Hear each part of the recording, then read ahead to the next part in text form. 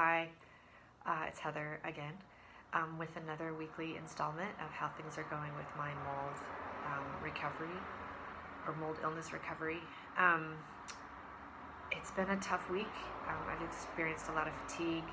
I think it's partly because I started doing the mud baths and I was detoxing differently than I was used to. Um, but the body hives have definitely improved because of this. So I'm gonna, this is a big part of it. And protection for the body.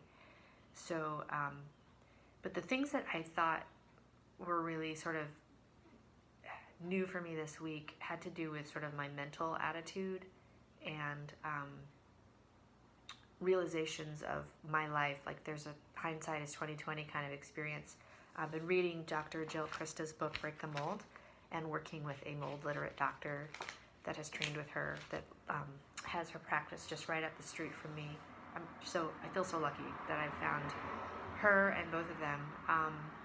But one of the things I've realized is that I've often thought of myself as a failure. It's like, why can't I get my act together? Why am I always self-sabotaging myself with health stuff? Why can't I balance my hormones?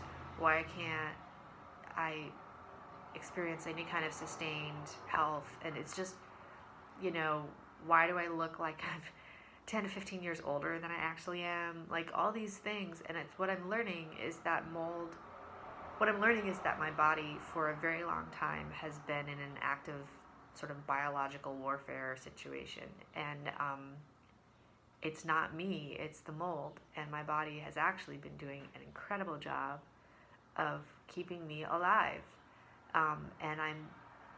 So that's sort of a pivot. It's like I can kind of ease up on myself. Like I can actually track it back now, and every moment I can see like where I had a moment where things got better.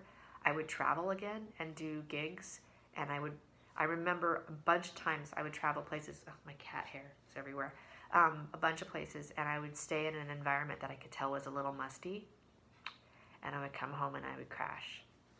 And I was in a moldy environment. So like for the past number of years, one of the things in the Break the Mold book is that the food plan is very, very similar to Dr. Anna Cabeca's Keto Green for women who are entering menopause, which is not me, but I was like, I'm heading that direction, so I might as well learn how to eat now.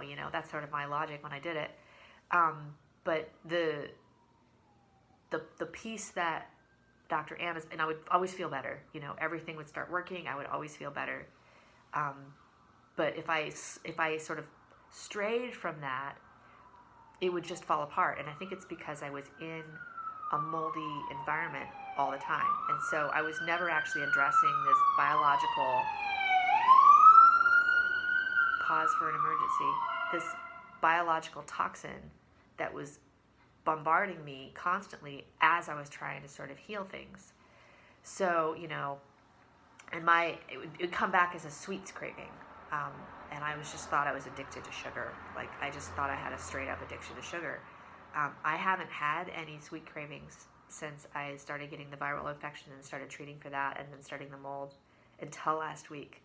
It got hot outside and I was like, what I wouldn't give for my iced venti, coconut milk, decaf latte right now. Like that would taste so good. And I was like, oh wow, I have a sugar craving. Like I must be doing something right. Or wrong, I don't know. But anyway, so the attitude adjustment. And the other thing that I've noticed is that one of the things with mold sick people is that you get really anxious and you get really mental and everything. And I'm already like, my personality tends to be a very airy, mentally kind of person. So getting into my body is already a challenge. And that, on top of that, is I had to sort of wade through all these things to try to get it out of the mold, which is a huge challenge when you're underemployed and it's a pandemic and you have an immune suppressive like situation and you can't think and you don't have any money. So there's that.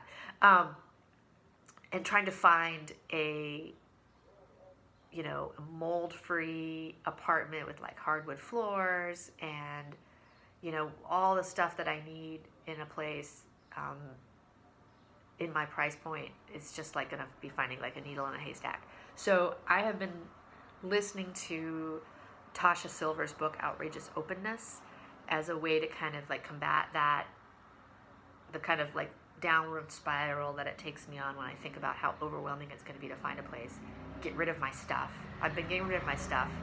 I swear I will end up being some kind of minimalist because stuff gathers dust, and when it gets hot and humid, that turns into mold. So that's an environment I can no longer live in. I can't go thrifting anymore. I can't go salvage shopping anymore. One of the things in the book she says is that, geez, there's something going on.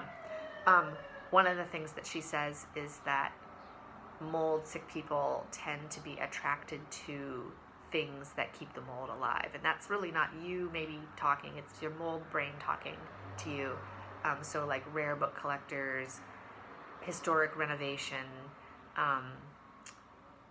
cheese connoisseurs, these kinds of things. And it's true. Like I remember before I sort of quit cheese, I would say I sort of made a joke about it to my friends, going like, I would be so happy to die from cheese, from eating too much cheese, because cheese was the best. And I look at that now going like, that was my mold brain talking when I was like 20 years old. So this is not a new thing for me. This is something that I've been living with for a long time. Yeah. So I've been simplifying, and I had this long list of things to do, and decided to just take out the simple things and not worry about the rest. So I've started clearing things out on my to-do list, which has helped me not feel so overwhelmed, which has helped me stay more clear about what the priorities are. And the mindset shifts that Tosha Silver suggests in Outrageous Openness have been really helpful. And taking the mud baths and trying to get my movement in, and without overdoing it and causing more fatigue is the challenge. And that's pretty much this week. It's not a very exciting update, but I think it's one of the struggles for certainly my experience of being impacted by this is that I don't know how to think.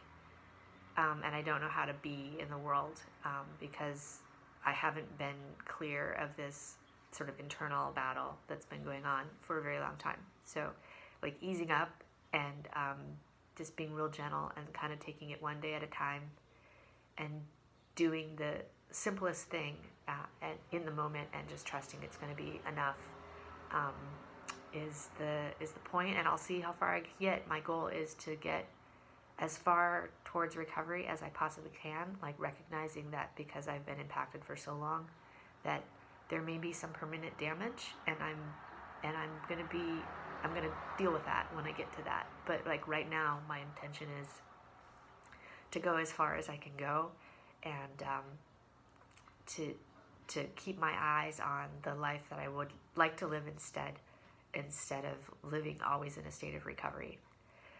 Okay. That's it. Have a great week. I'll be back next week.